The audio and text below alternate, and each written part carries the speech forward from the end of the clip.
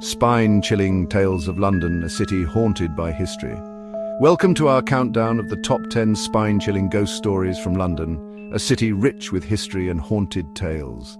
From ancient castles to bustling pubs, the very stones of this city seem to whisper with the echoes of the past. Join us, if you dare, as we delve into the shadowy corners of London's haunted history. Over the centuries, London's labyrinthine streets have witnessed countless tales of love, loss, and tragedy. It is within these very streets that the veil between our world and the spectral realm seems to thin, allowing glimpses of those who linger beyond the grave. Prepare yourself, for tonight we journey into the heart of darkness where restless spirits roam and chilling tales await. These are the top 10 ghost stories from London. The Tower of London, a fortress steeped in centuries of intrigue and sorrow. It is within these walls that one of England's most tragic figures, Anne Boleyn, met her untimely demise. Accused of treason by her husband, King Henry VIII, Anne was imprisoned within the Tower walls. Her final days were marked by fear and despair, culminating in her execution on Tower Green. But her story did not end there. Her restless spirit is said to haunt the Tower's grounds, particularly near the Tower Green, where she was unjustly accused. Witnesses have reported seeing her headless apparition dressed in white, walking silently through the mist. And as dusk settles over the Tower, her eerie cries can be heard echoing through the ancient walls, a chilling reminder of the injustice she suffered. Beneath the bustling streets of London lies a labyrinth of tunnels, the London Underground, but it is not just trains that traverse these subterranean passages. Whispers of a spectral presence have long haunted the Underground. They call her the Black Nun.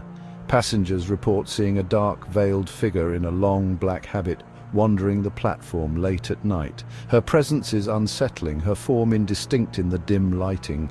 Those who have attempted to approach her to offer help or inquire about her presence are met with an eerie silence, and then she vanishes without a trace, leaving behind only a sense of unease and the lingering scent of incense. Some say she is the spirit of a woman whose life was tragically taken in the tunnels, her soul forever bound to the underground. Westminster Abbey, a masterpiece of Gothic architecture, a place of coronations and final resting place of monarchs. But it is not just the living who walk these hallowed halls. Within these very walls, it is said that the spirit of Queen Elizabeth I still holds court. Visitors report seeing a tall, regal figure dressed in royal garb, walking silently between the tombs of her ancestors. Her presence commands respect, her gaze unwavering as she seemingly watches over her burial site. Her ghost is often seen in the darkened corners of the Abbey, her face stern and commanding, as if eternally guarding her realm. And some say that on the anniversary of her death, her footsteps can be heard echoing through the Abbey, a ghostly reminder of the Virgin Queen's enduring presence.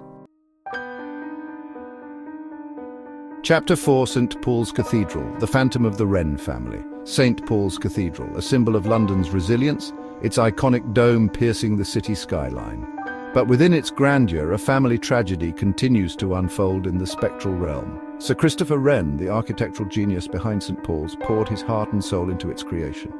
It is said that his ghost can be seen wandering the cathedral at night, still overseeing the grand structure he built. But Wren is not alone. A tragedy struck his family within the cathedral walls, leaving a scar on both the physical and spiritual fabric of the building.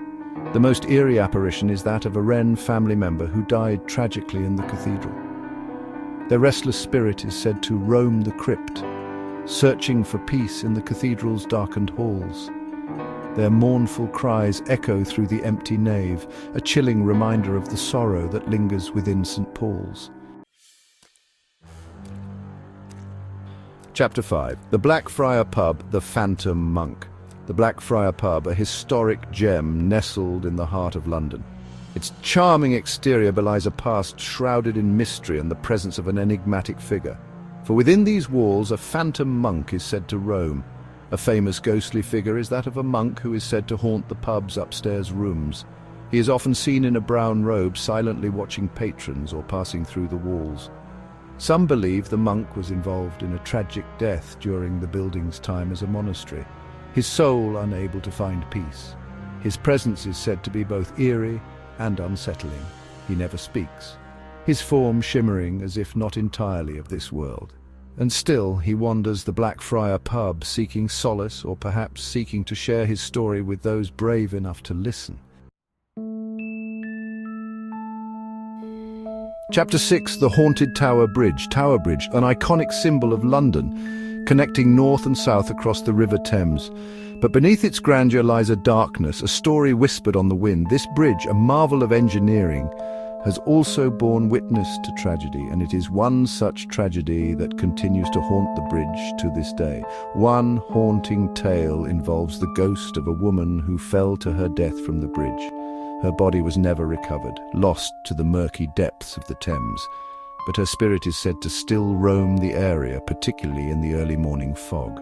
Sightings of her ghost have been reported by witnesses who claim to see a woman dressed in old-fashioned clothing walking along the bridge only to vanish when approached.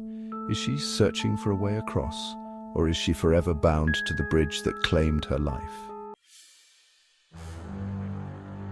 Chapter 7. The Ten Bells Pub, a historic pub in the heart of Whitechapel, forever linked to one of history's most infamous figures, Jack the Ripper.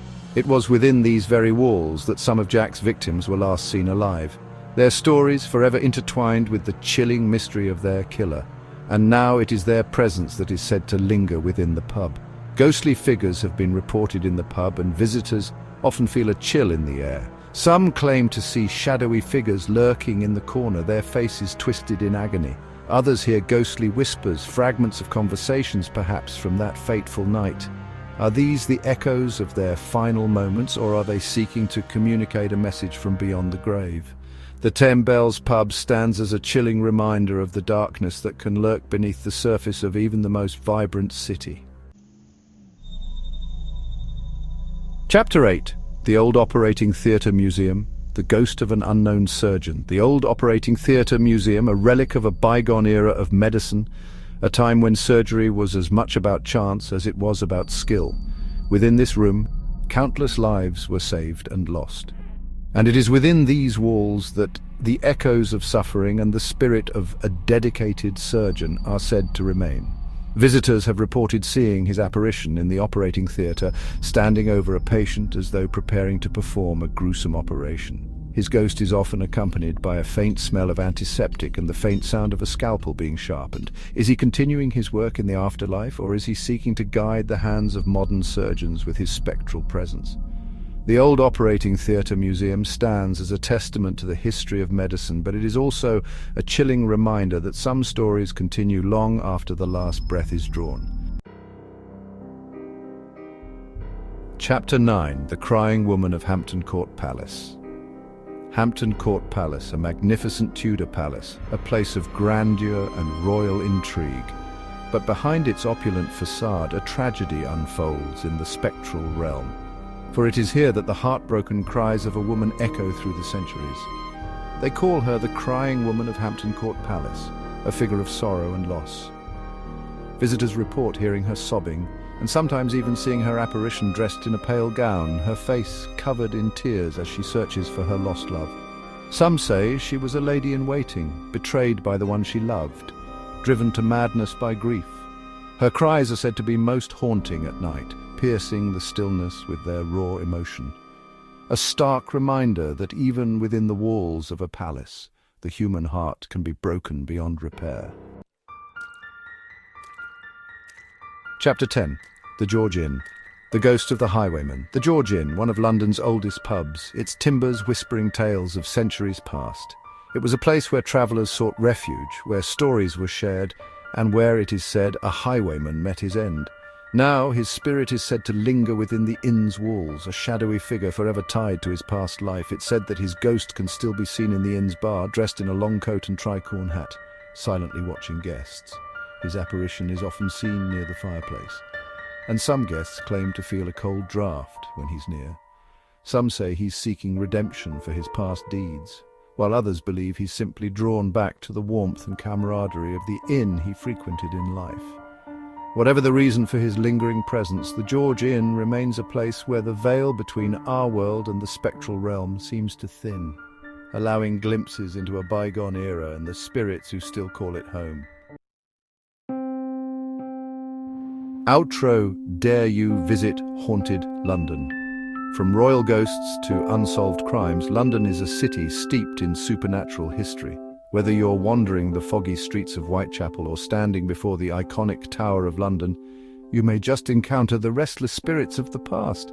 These stories, passed down through generations, serve as a chilling reminder that the past is never truly gone.